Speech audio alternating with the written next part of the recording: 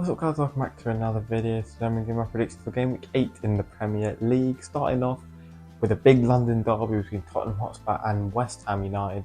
It's been a fairly even derby in recent years. Both sides have had their fair share of the spoils. West Ham a couple of years ago, obviously during lockdown, came back from 3-0 down to draw 3-3, and I don't think this game is going to be quite that entertaining. I'm backing Tottenham to win 2-1. West Ham did win 2-1 last season here, but I think Tottenham do have that bit of quality. They have to bounce back after their catastrophic capitulation against Brighton and Hove Albion. But West Ham did get their first win in 5 games against Ipswich Town just before the break. Jean-Claire Todibo was fantastic in that one as well, making his first start in the league.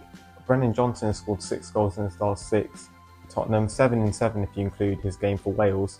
He will be very difficult to stop, and Emerson hasn't started the season too great. Now heading slightly west, Fulham against Aston Villa. I've gone with a 2-1 Villa win. They won 2-1 here last season, despite the fact that Fulham were by far the better team throughout the game. I can see this game being somewhat similar to that. I think Fulham have been fantastic so far. As a QPR fan, don't really like saying that, but they have genuinely been really, really good. If Adama Troll was better in the box, mate, I can't even imagine where they'd be right now. But they play some really nice, fluid football. The likes of Smith Rowe and Iwobi have been combining really well.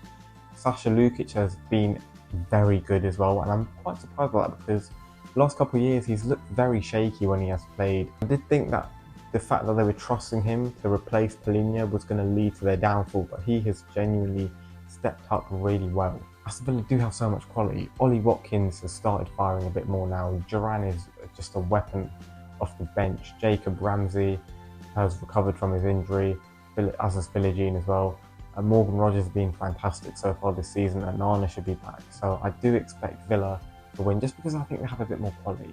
Ipswich Town against Everton, a huge game down the bottom end of the table. The reason I'm backing Ipswich to win this 1-0 is because Bramford is not guaranteed to play. And although they did keep a clean sheet last game against Newcastle without him, they are significantly worse when he doesn't play. And if Michael Keane is starting, I would be very worried if I was an Everton fan. Ipswich have actually been really good at Portman Road so far this season, but they haven't had the results to show. This has to be the game where they get their first win of the season. Manchester United against Brentford. Ten Hag could be sacked if Man United do not win. But I'm backing them to get the job done. Please do it. Please beat these insects. Come on United. 2-1 to the Red Devils. This was the score last season, and Man United were 1-0 down in like the 93rd minute before Scott McTominay scored 2 goals.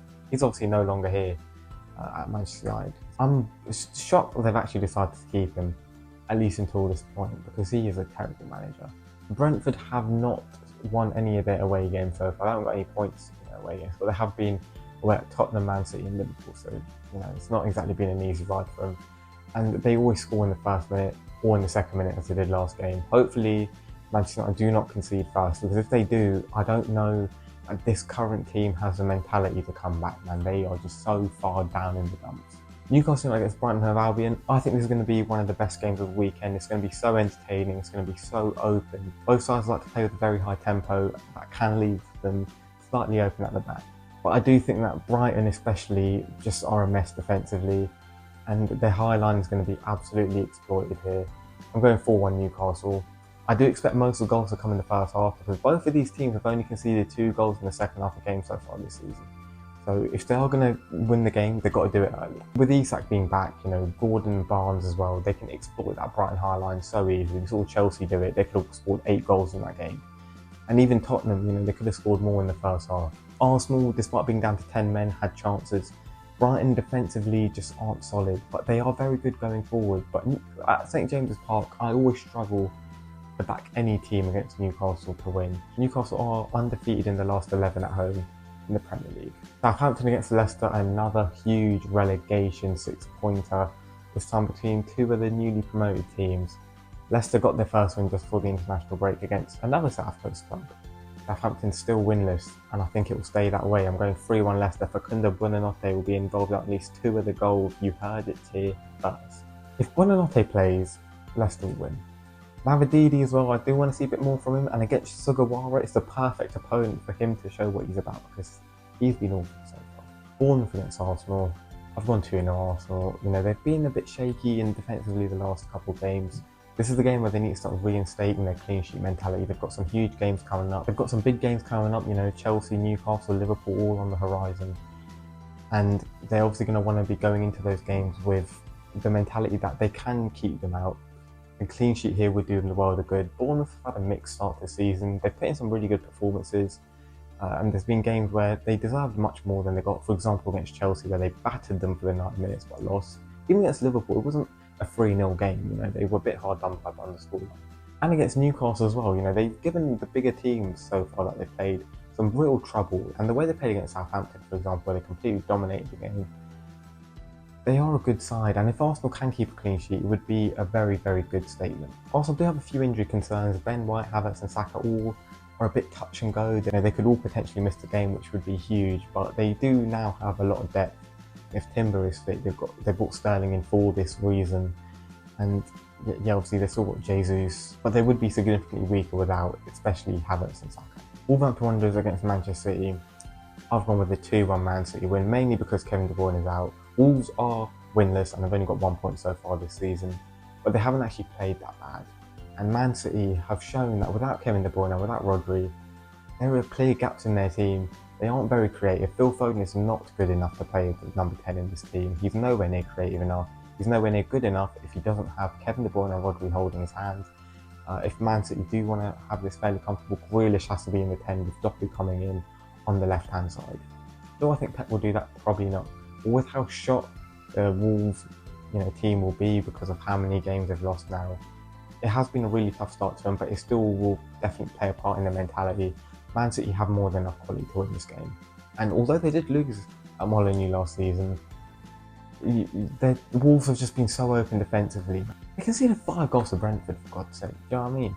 And it could have been even more. Brentford genuinely could have scored 8 goals in that one. Liverpool against Chelsea, a big battle here. Liverpool currently top of the league. Chelsea currently have a perfect away record. I think there's going to be 2 big battles in this game.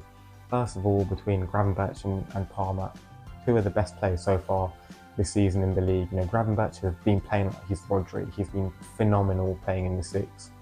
Not his preferred role, but he's been doing it flawlessly. And Cole Palmer, we know what he can do, man.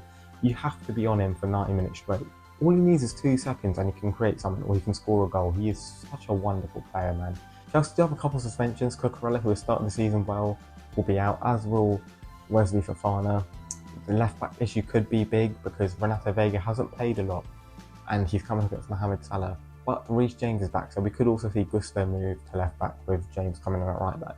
I don't really know what's going to happen, but yeah, whoever is at left-back will have a big, big task on their hands to keep Mohamed Salah quiet. And I've gone with the 2-2 draw, and it's one of those games that it's very difficult to call because Chelsea have been better on the road than they have been at home by a long way, and part of that is because away from home, obviously teams don't sit back as much, and Liverpool are definitely a team that won't sit back, which could favour Chelsea in the attack. But in transitions, Liverpool could destroy Chelsea.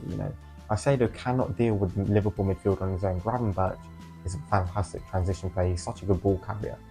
Enzo Fernandez is one of the least athletic people I've seen in the Premier League, man. This guy can't run. Defensively, he's awful, and he will get run around by that Liverpool midfield. And finally, Nottingham Forest against Crystal Palace on Monday Night Football. Forest are yet to win at home. Crystal Palace are yet to win all season, and I think the latter will stay true. I'm going with a 1-0 Forest win. They need to do it. Come on, Forest, you've got this. Gibbs White will not be available though, which is a huge loss for Forest. But I think Palace will have to attack because they can't really afford a draw. They haven't won at all this season. I'm sure Glasner will be feeling a bit of pressure. And Forest have done well in their away games this season. The same reason that Chelsea have done well away this season. Teams don't sit back as much. Palace, if they do sit in, they could get something. I think Milenkovic v Mateta is going to be a huge battle if Mateta does play, obviously, because Milenkovic has arguably been one of the best players this season. It's one of the signings of the season for sure. And Mateta, against Liverpool, especially last time out, was fantastic after coming in. He dealt with the physicality of Van Dijk and Konate well. He gave Palace a different dimension. Chris Wood also knows how to find the back of the net. Chalobah, Guehi, Lacroix will have to be very, very alert on him. And you also got the threat of Hudson-Odoi and Elanga. Obviously, without the creativity of Gibbs White, it will be tougher. But I'm backing Nottingham Forest Monday night under the lights, City ground. Hopefully, it'll be working. Those are my predictions. Let me know what you think in the comments and down below, and I'll see you soon for lunch.